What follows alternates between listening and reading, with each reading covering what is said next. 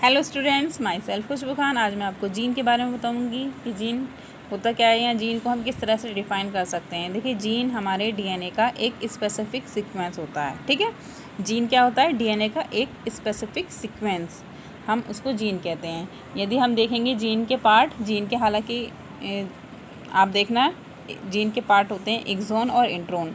Axon क्या होता है? जीन का वो फंक्शनल पार्ट होता है और इंट्रोन नॉन फंक्शनल पार्ट। ठीक है, देखिए अब हमारी बॉडी में कितनी सेल डिवीज़न होना या कितनी प्रोटीन बननी होती है, ये सारा इन्फॉर्मेशन किसके पास होती है? हमारे जेनेटिक मटेरियल।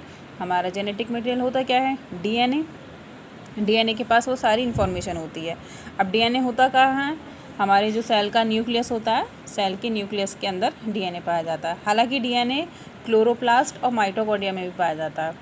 अब देखिए, जो न्यूक्लियस के अंदर डीएनए होता है, वो डीएनए के पास सारी इन्फॉर्मेशन होती है कि कितनी प्रोटीन्स बननी है, कब सेल को प्रोटीन की ज़रूरत पड़ती है। तो डीएनए क्या करता है? अब सेल के न्यूक्लियस से खुद तो वो बाहर नहीं जा सकता, तो वो अपना मैसेंजर आरएनए के रूप में बाहर भेजता है। ठीक है, अब जब डीएनए से एमआरएनए बनता है तो हम उस प्रोसेस को बोलते हैं ट्रांसक्रिप्शन, और जब एमआरएनए से प्रोटीन बनती है तो हम उस प्रोसेस को बोलते हैं ट्रांसलेशन। और ये दोनों प्रोसेस कंबाइन करके सेंट्रल डॉग्मा ऑफ लाइफ कहलाती हैं, जो हमारी बॉडी में हर पल हर सेकंड ये प्रोसेस होती है। ठीक है, एक बार और मैं आपको बताती हूँ जीन क्या होता है। जीन एक डीएनए का स्पेसिफिक सीक्वेंस होता है। ठीक है, जीन के पार्ट एक्सोन और इंट्रोन। एक्सोन फंक्शनल पार्ट है और इंट्रोन नॉन फंक्शनल पार्ट है।